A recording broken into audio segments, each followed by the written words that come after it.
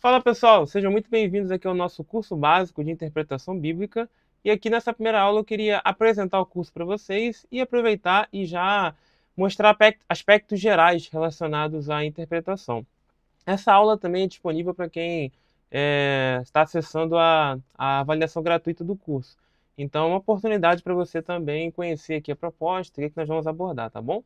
Então, introdução à interpretação bíblica, como eu falei anteriormente. E aqui eu vou apresentar um pouco do nosso conteúdo. O conteúdo é realmente aquilo que nós vamos estudar ao longo das aulas aqui. Então, nós vamos ter ao todo 5 módulos, como vocês podem observar na plataforma online. Mesmo quem não está com a plataforma online, está só acessando essa aula introdutória, a ideia aqui é dividir a proposta do curso em 5 blocos principais. O primeiro deles, aspectos gerais de interpretação, que tem por objetivo mostrar a interpretação bíblica de uma maneira mais ampla, mais geral.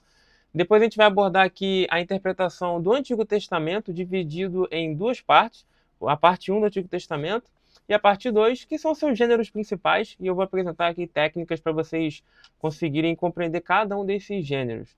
E depois, para terminar, o Novo Testamento. A gente vai dividir em dois blocos principais para facilitar a compreensão de vocês. Esse curso, o alvo principal dele são as pessoas que fazem estudos na igreja. É muito comum de ser chamado para fazer um estudo bíblico, uma pregação. Embora a minha preocupação aqui não é voltar tanto para a pregação em si, na prática, mas para a interpretação do texto. O momento que a gente senta e vai extrair as informações do texto. É muito importante a gente conhecer bem o que a gente está fazendo.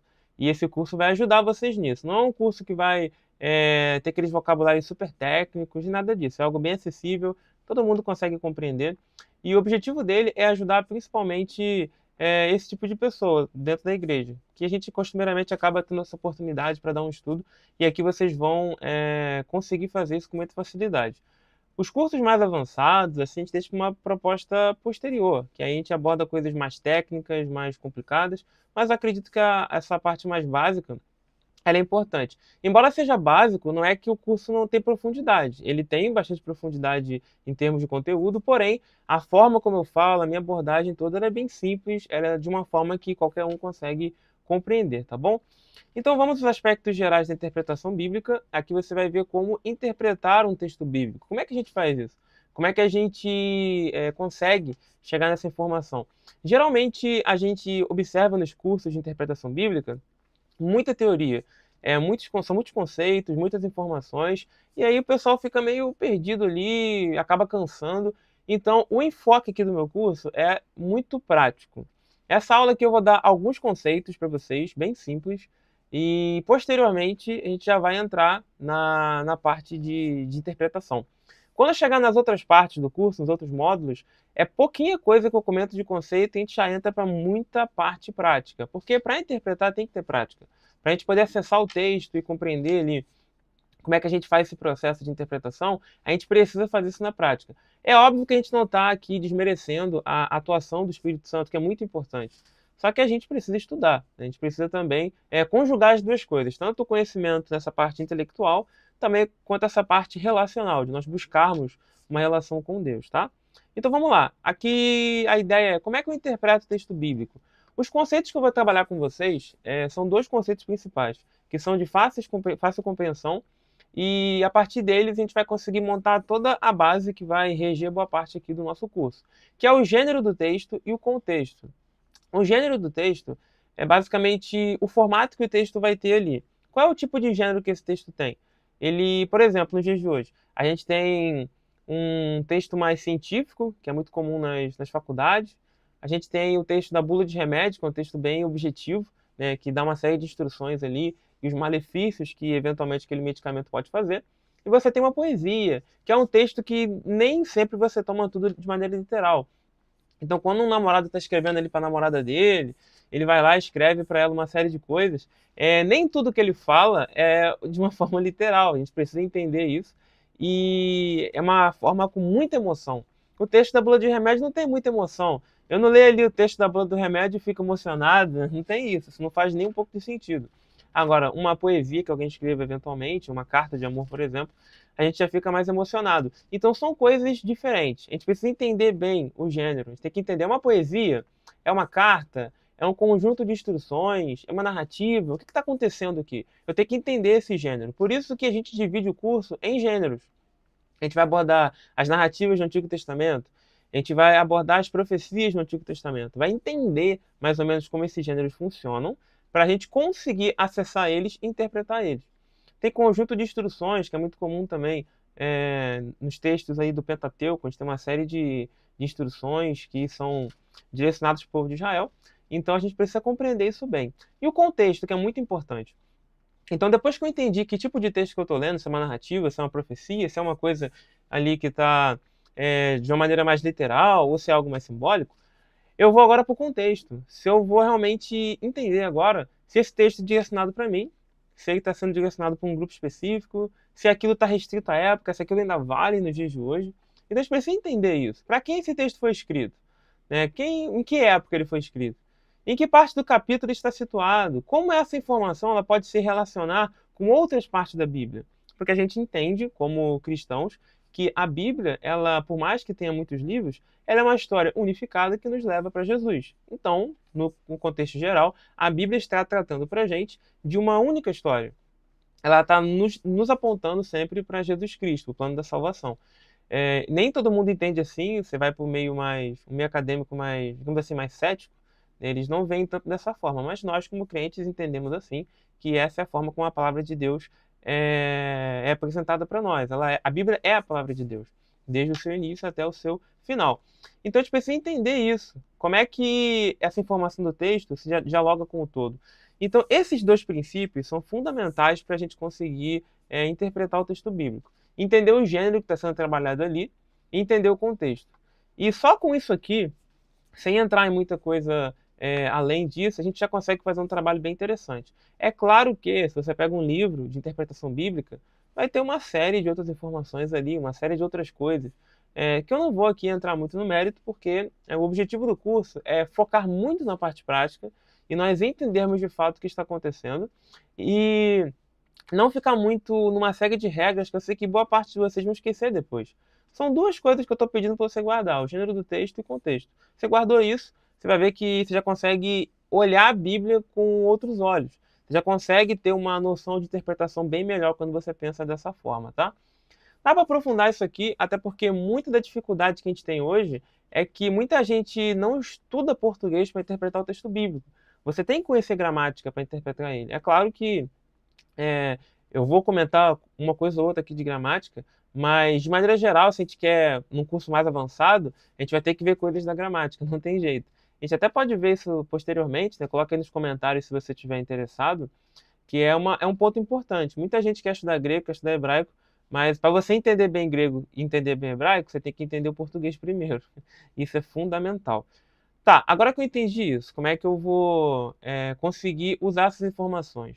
Bom, então aqui agora eu vou dar o nome da ciência que trabalha esse assunto, que é a hermenêutica. O nome é feio, eu não vou ficar usando esse nome aqui. Geralmente a teologia tem nomes bem feios, assim, e eu geralmente não uso eles, seja no título do curso, seja durante o curso. Geralmente quando tem um nome muito feio assim, eu explico o nome e não fico usando tanto, tá? A ideia aqui de hermenêutica, ela vem de um termo grego, que é justamente aquele personagemzinho lá que a gente lembra do Monte Olimpo. Se você já viu um pouquinho de mitologia grega, já assistiu o desenho lá do Hércules, da Disney, por exemplo, você tem o Hermes. O Hermes é o fofoqueiro do Olimpo, é aquele mensageiro ali, e ele trabalha justamente a ideia da linguagem. Ele pega uma informação de uma divindade, por exemplo, e leva para outra divindade. E aí, toda vez que você pega uma informação e leva para outra pessoa, muitas vezes cabe ali um pouco de interpretação, porque a forma como a pessoa entendeu ela vai levar. A forma como Hermes entendeu uma mensagem vai levar para outra divindade. É claro que isso é mitologia, tá? A gente não concorda com isso. Só que, como a palavra tem raiz grega, ela dialoga ali com a mitologia grega, tá? Então, a ideia da hermenêutica é um termo que é criado lá na modernidade. A ideia é você dar esse nome para uma ciência que vai trabalhar essas técnicas de interpretação. Então, a hermenêutica ela é uma ciência de interpretação que não está restrita só à Bíblia. Por exemplo, o pessoal do direito aí, se tiver alguém do direito aí, bota nos comentários, por favor. Estou aqui, sou do direito. O pessoal do direito estuda hermenêutica na faculdade, porque eles precisam interpretar as leis e tudo mais. Então, eles vão aplicar técnicas de interpretação voltada para as leis. nós vamos utilizar técnicas de interpretação voltada para o texto bíblico. Por isso a gente estuda hermenêutica. Eu sei que o nome é feio e como eu disse para vocês, não vou ficar usando tanto esses nomes, mas o nosso foco aqui é hermenêutica bíblica. É o nome dado a um conjunto de técnicas de interpretação para o texto bíblico. Ou seja, a gente vai pegar técnicas para interpretar um texto e vai levar isso aqui para o texto bíblico, para a palavra de Deus. Esse é o nosso objetivo. Então, quando a gente fala hermenêutica, é isso. A gente está falando de técnicas de interpretação. É isso que você tem que entender. Se eu falar, vou fazer aqui um curso de hermenêutica, é um curso que vai mostrar ali sobre técnicas de interpretação. Tem um monte de definição, tem uma definição mais completa do que outra, mas eu quero que você pense assim, falei hermenêutica, falou interpretação. É isso que você tem que criar assim na sua cabeça. Por isso que o nome não é curso de hermenêutica básica. Eu acho que isso é muito feio, esses nomes. Prefiro dar um nome que está mais associado ao nosso dia a dia, né? Um curso de interpretação bíblica, que aí faz muito mais sentido, tá? Não que esteja errado, mas eu sempre evito termos mais complexos. Então, o que é o gênero do texto? Ampliando esse raciocínio. Ele é muito importante para a interpretação, porque tem muitos gêneros no texto bíblico. Tem uma divisão tradicional que a gente faz da Bíblia, como lei, história, profecia e poesia, por exemplo, no Antigo Testamento. Só que esse tipo de divisão ele tem alguns probleminhas, que eu vou mostrar nas próximas aulas. Por que ele tem alguns probleminhas? Né? Porque ele parece que você tem poesia só em Salmos, tá? Só que não é bem assim. Embora o exemplo aqui que eu tenha dado seja de Salmo, você vai observar, por exemplo, lá no Êxodo, que você tem alguns cânticos. Você tem o Cântico de Moisés. O Cântico de Moisés, ele é, ali, de fato, uma poesia. Embora está num gênero maior, que é o que a gente chama de Pentateuco, que é a lei. Só que você tem poesia ali também. Quando a gente diz que Salmo é poesia, é que o gênero predominante em Salmo, que você mais tem ali, é realmente a poesia, tá? E no Pentateuco você tem muita narrativa, tem aqueles códigos de leis, e aí tem essa observação. Então aqui a gente tem 1 Samuel capítulo 16, que é um texto claramente narrativo. Então disse o Senhor a Samuel: até quando terás dó de Saul, havendo eu rejeitado, para que não reine sobre Israel? Então claramente aqui um texto narrativo, Deus está falando, o narrador fala para a gente, olha, Deus falou com Samuel. Quem está falando isso para a gente? O narrador. Ele está dizendo, o redator do texto Samuel, que a gente não sabe quem foi, ele vai dizer, olha, Deus está falando isso aqui para Samuel. E aí vem a fala de Deus. Enche o teu vaso de azeite e vem, enviar-te-ei a Jessé o belemita, porque dentre os seus filhos me tenho provido de um rei. Geralmente a narrativa a gente gosta mais de ler, porque é uma historinha, a gente vai visualizando ali na cabeça. Só que a narrativa do texto bíblico, ela tem algumas diferenças da narrativa de hoje. E essas diferenças eu vou abordar na aula sobre narrativa do Antigo Testamento. Então vai ter uma aula só sobre isso. Mas tem algumas diferenças, né? Por exemplo, a Bíblia não fica dando muita característica física de personagem. Isso não é à toa, é porque ela realmente não te dá muita essa informação. Então, quando essa informação ela aparece no texto bíblico, ela contribui para a narrativa. Então, se tem ali o Saul, por exemplo, que sempre aparece dos ombros para cima, é porque ele é um camarada imponente, aquele camarada que se destaca na multidão. Porque o foco do povo, quando foi escolher Saul, é muito sobre o seu físico, sobre a sua aparência. E aí, nesse texto aqui, ele vai desconstruir tudo isso que o povo está pensando. Porque até o próprio Samuel vai ser enganado pela aparência de um dos filhos de Jessé, e Deus mostra bem claramente que ele não olha a aparência, né? Ele olha o íntimo ali da pessoa, ele vai ver quem ela é de verdade, não só o que ela aparenta ser. Isso é bem interessante, que dialoga bem com o contexto do livro geral e com o contexto específico do capítulo 16. A gente vai ver isso na aula de narrativa. Salmo 133, versos 1 e 2. Ó quão bom e quão suave é que os irmãos vivam em união. É como o óleo precioso sobre a cabeça, que desce sobre a barba de Arão, e que desce a orla de suas vestes. Isso aqui não está acontecendo literalmente, sabe? Não tem um óleo descendo ali na cabeça de ninguém.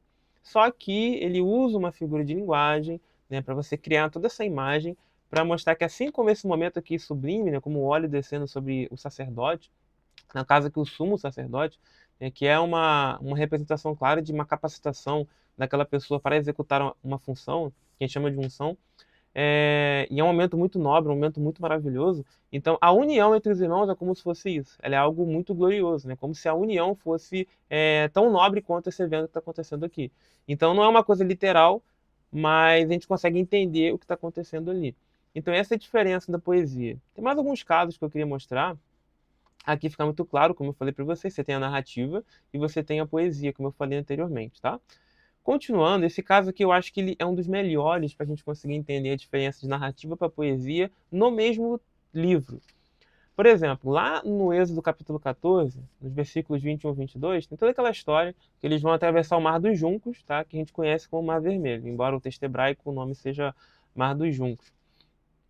O Mar Vermelho, vou usar um nome mais popular aqui, você tem o capítulo 14, como eu falei, versículo 21 e 22, e Moisés está preocupado ali, e agora vai vir uma narração falando tudo o que aconteceu.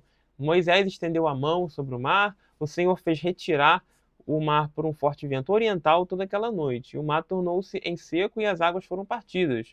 Os filhos de Israel entraram pelo meio do mar em seco, e as águas lhes foram como um muro à sua direita e à sua esquerda. Então isso realmente está acontecendo, né? O mar está abrindo ali, e o texto está descrevendo como ocorre essa abertura do Mar Vermelho. Agora, a poesia, ela vai para um outro caminho. No Êxodo capítulo 15, a gente tem o Cântico de Moisés. Então, é como se fosse um evento aqui acontecendo, e aqui é uma reflexão sobre o que está acontecendo. Nas orações, a gente costuma ser poético, quando a gente está muito feliz, muito alegre, né?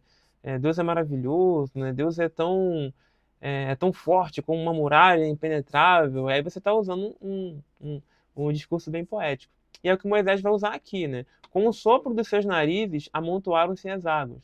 É como se Deus tivesse soprado, aí tu imagina ele soprando, e aí as águas se abrindo. Isso não está acontecendo literalmente, né, pessoal? Deus ele mandou um vento, né? Que ele pegou o nariz dele lá, espirrou, né? E abriu o mar vermelho, né? Não é bem isso, mas é algo poético. Ele está refletindo de maneira poética sobre tudo o que está acontecendo. Então isso aqui não é algo literal. Embora a abertura do mar seja literal, porque no capítulo anterior a gente vê que ela é literal. Só que a forma como o texto está descrevendo ela é de uma maneira poética. As correntes pararam como um montão, os abismos coalharam-se no coração do mar. O mar não tem coração, sabe? Só que a gente está entendendo aqui de maneira poética, como eu já mencionei para vocês. São figuras de linguagem que vão descrever o que acontece no capítulo 14. Então é por isso que o gênero é tão importante para você entender. Que gênero é esse que eu estou lendo? É uma narrativa? É uma poesia? É um código de leis? O que é isso aqui? O que é isso? Eu preciso entender. Então é muito importante quando você vai ler o texto bíblico, você realmente entender o que você está fazendo, você o entender ali o gênero que está envolvido naquele texto.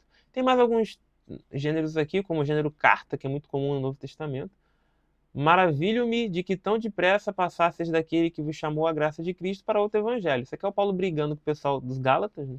Ele está brigando com eles. E aqui é o gênero carta, que é um momento ali que ele manda uma carta para aquela região da Galácia, e aqui ele está descrevendo a sua indignação que o pessoal se afastou muito rapidamente ali do que ele havia ensinado. Tem o gênero sabedoria, que é um gênero muito comum nos livros de sabedoria, como Provérbios, Eclesiastes e por aí vai.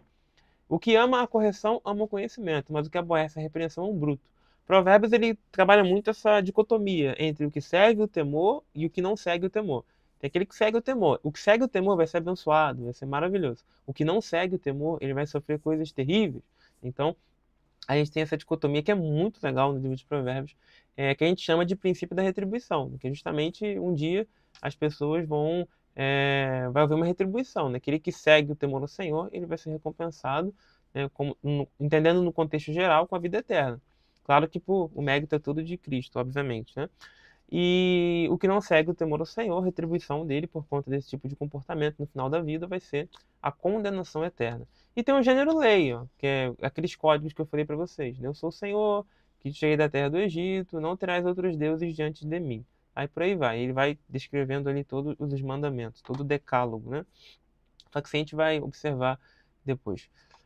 Precisamos entender cada um desses gêneros, para você entender o que está acontecendo ali. Senão você gera algumas interpretações absurdas sem entender o que está acontecendo. Então você precisa compreender isso adequadamente. Se a gente não compreende isso adequadamente, a gente acaba se equivocando nas interpretações, tá?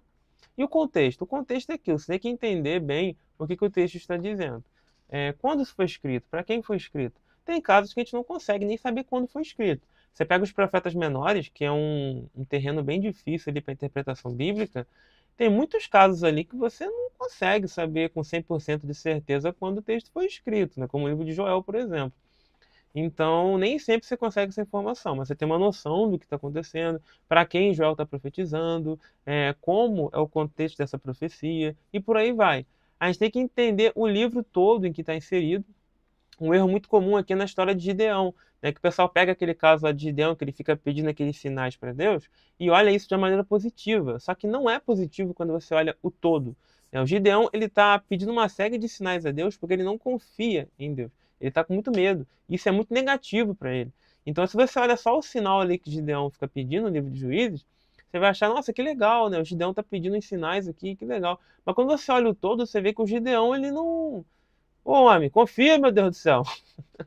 E o Gideão tá meio balançando ali, né? E quando você olha o contexto geral de Juízes, tem uma coisa interessante, porque a forma como o livro é escrito, ele começa com os melhores juízes no começo, e ele vai caminhando para os piores juízes. Começa com Otiniel, Eude, Sangar, melhores juízes, e vai caminhando até chegar em Sansão, que é uma história bem complicada, que a gente vai poder analisar depois também.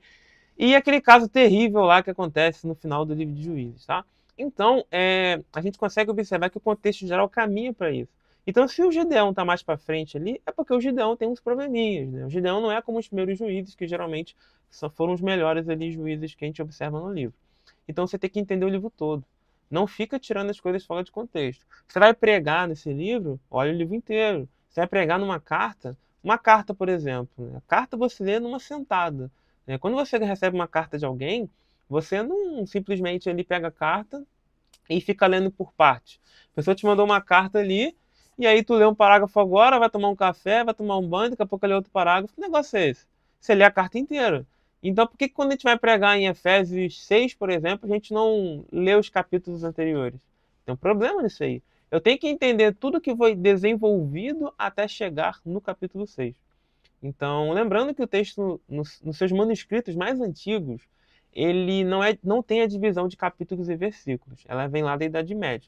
Por mais que essa divisão de capítulos e versículos, ela é uma divisão que funciona muito bem. A gente não está falando mal dela. Porém, a gente precisa realmente entender que ela não existe nos manuscritos mais antigos desse texto.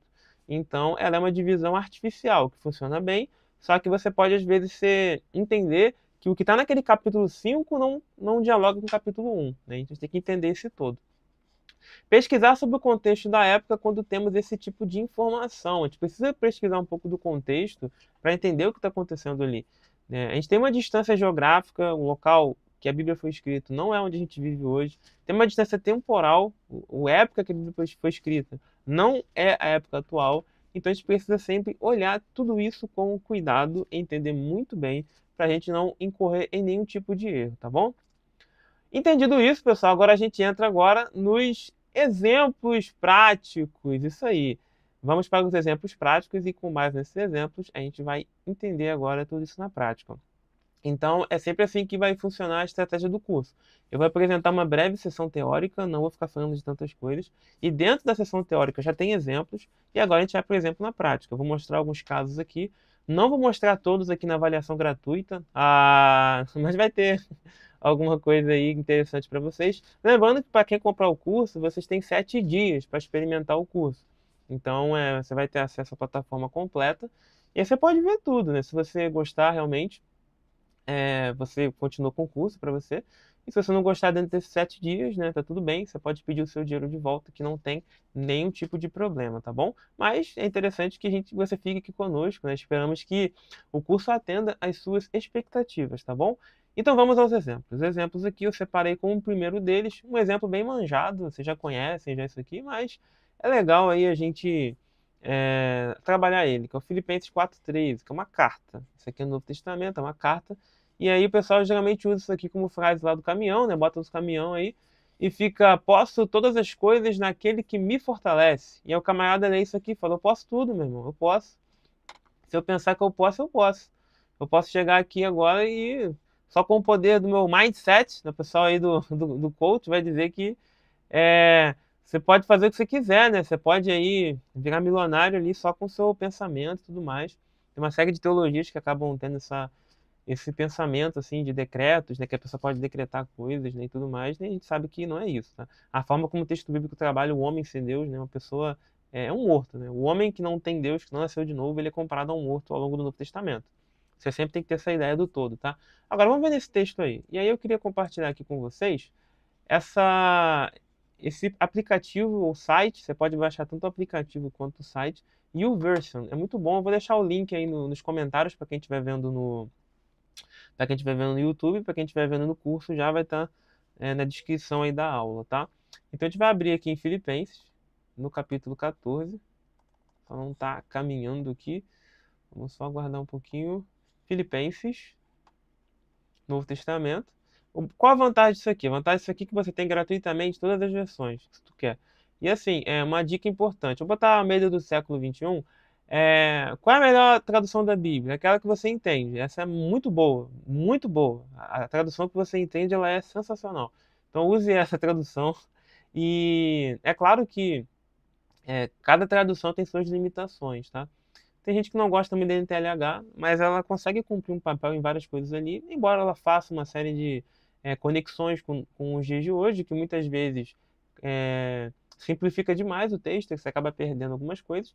Mas toda tradução, pessoal, a gente perde muita coisa. Não tem, a gente perde algumas coisas, né? Não vou dizer assim muita coisa, porque vai dar a intenção de que vai dar a entender para vocês que a tradução é uma coisa ruim. E ela é algo maravilhoso. As traduções que nós temos hoje, elas são boas. E é isso, pessoal. As traduções são confiáveis, são uma bênção, tá? Então, as traduções são boas, use elas sem nenhum tipo de medo. É claro que não, mas eu quero entender negócio, então tu vai estudar grego e hebraico, é isso, tá?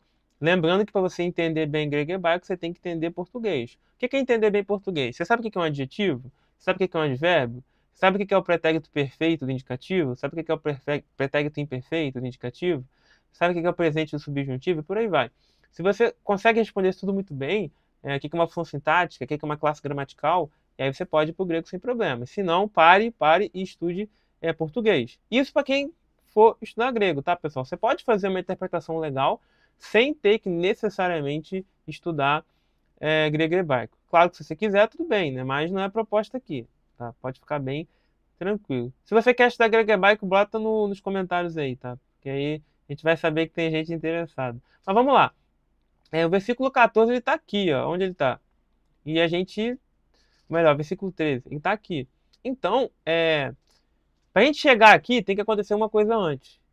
O ideal é que a gente lesse a carta inteira, mas se for fazer isso aqui, esse vídeo vai ficar gigantesco. E não é a minha proposta. Então, qual é a ideia aqui? A ideia é bem simples, ó. Vamos voltar aqui. Olha só, essa parte aqui, ela já tem essa transição. Isso que aparece aqui em cima, isso aqui não é inspirado, isso aqui é uma epígrafe. Epi significa acima e graf vem de grafos, né? Texto. Então está acima do texto. Geralmente quando tem isso aqui, você tem uma mudança ligeiramente de assunto, tá? Não necessariamente, tem casos que tem epígrafe e o assunto ainda está sendo desenvolvido. Mas, de maneira geral, é por isso que se coloca. Mas lembrando que nos manuscritos mais antigos isso aqui não existia, tá? O que o apóstolo Paulo vai dizer aqui? Alegro-me muito no Senhor, por terdes finalmente renovado o vosso cuidado para comigo, do qual, na verdade, estáveis lembrados, mas vos faltava oportunidade. Não digo isso por causa de alguma necessidade, pois já aprendi a estar satisfeito em todas as circunstâncias.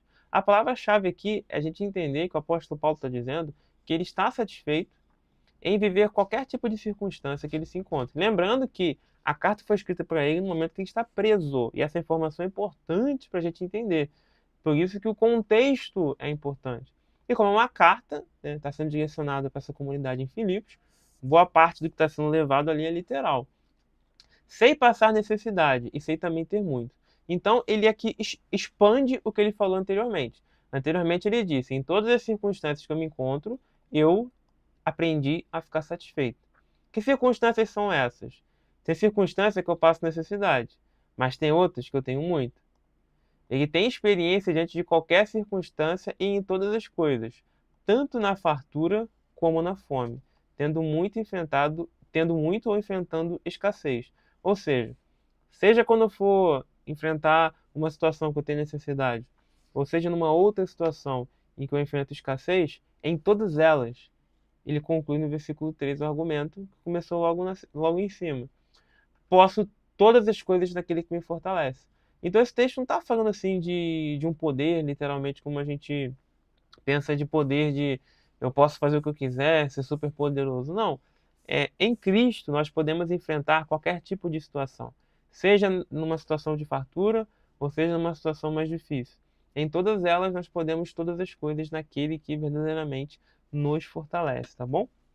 Então, essa é a ideia base aqui. Voltando aqui para os nossos exemplos, eu vou focar em mais um aqui. A sequência agora é Mateus capítulo 6, versículo 33, né? Mas buscai o reino de Deus e a sua justiça, e todas essas coisas vos serão acrescentadas. Então, vamos lá para Mateus. E aqui, ó, se você quiser trocar a versão, pode ficar à vontade, ó. Tem várias versões. Então, você que está com dúvida na palavra, se a tradução ficou legal, vai comparando. Pega a Bíblia Almeida, pega a Nova Bíblia Vida, a NTLH, a NVI e por aí vai. Tem várias versões aqui. Você pode baixar no celular também, tá, pessoal? Então, eu recomendo que vocês façam isso para poder ter acesso a essas traduções. Mateus capítulo 6, versículo 33. A gente tem aqui logo no finalzinho, a gente observa: mas buscai em primeiro o reino e a sua justiça, e todas essas coisas vos serão acrescentadas. Está escrito essas coisas, né? Então, se está escrito aqui essas coisas, eu preciso saber que coisas são essas. Porque, geralmente, como é que a gente fala esse texto aqui? Buscai primeiro o seu reino e a sua justiça, e todas as demais coisas vos serão acrescentadas. Interessante isso aqui, né? As demais coisas? Não está escrito isso. Essas coisas. Porque dá a entender que se eu busco em primeiro lugar o reino de Deus e a sua justiça, eu vou estar garantido para tudo, né? As demais coisas vão ser acrescentadas, mas não é isso que o texto diz. Eu tenho que entender que coisas são essas. Para entender que coisas são essas, eu preciso ler o que apareceu antes. O que ele fala antes? Ele fala que Deus veste a planta do campo. Ele fala para a gente não ficar inquieto com relação à comida, com relação à bebida, com relação à veste. Então, as coisas que ele está falando aqui, lembrando que essas, aí vem o conhecimento de português, que é legal vocês saberem, isso aqui é um pronome demonstrativo. O pronome demonstrativo, ele se refere a algo que foi falado anteriormente. Que coisas são essas? São essas paradas aqui, ó. É comida, é bebida e é veste. Ou seja, as condições básicas da sobrevivência humana. É isso que o texto está falando. O texto não está falando que você vai ser um imperador, nem que você vai ter um carro de R$ 1 milhão. Ele está falando que Deus vai garantir para a gente, quando buscarmos em primeiro lugar o seu reino e a sua justiça, as condições para que nós possamos viver uma vida abençoada, uma vida com o que nós precisamos para comer, para realmente nos vestirmos e tudo mais. Então a gente precisa entender isso, tá? E o texto não está falando que ninguém vai ficar milionário, pelo amor de Deus. Ah, mas eu acho que essa versão está errada. Então vamos lá. Nova Almeida, Nova Bíblia Vida. Vamos lá. Mateus 6,33. Né? Coloque em primeiro lugar o reino de Deus e sua justiça. E ele dará o quê? Todas essas coisas. Não tem as demais coisas, pessoal. Porque se tivesse isso, estaria errado o texto. Porque no texto grego não aparece isso. Busquem, pois, em primeiro lugar o reino de Deus e a sua justiça. E todas essas coisas. Então você pode caçar aqui, meu filho, todas as versões que tu quiser, para botar em inglês, para botar em alemão, para botar em grego, para botar em espanhol, que vai aparecer essas coisas. Porque não tem aqui essa parada de as demais coisas, tá bom? Bom, pessoal, acredito que para essa primeira aula a gente está bem. Eu espero que vocês tenham entendido a proposta do curso. A ideia aqui é a gente explorar. Isso aqui é só a ponta do iceberg, tem muita mais coisa que a gente vai abordar aqui. Então, sejam todos muito bem-vindos, tá? Para quem está vendo a avaliação gratuita, eu vou sempre estar disponibilizando mais informações, tá bom? Então, Deus abençoe a cada um e vamos continuar aí, tá bom? Até a próxima!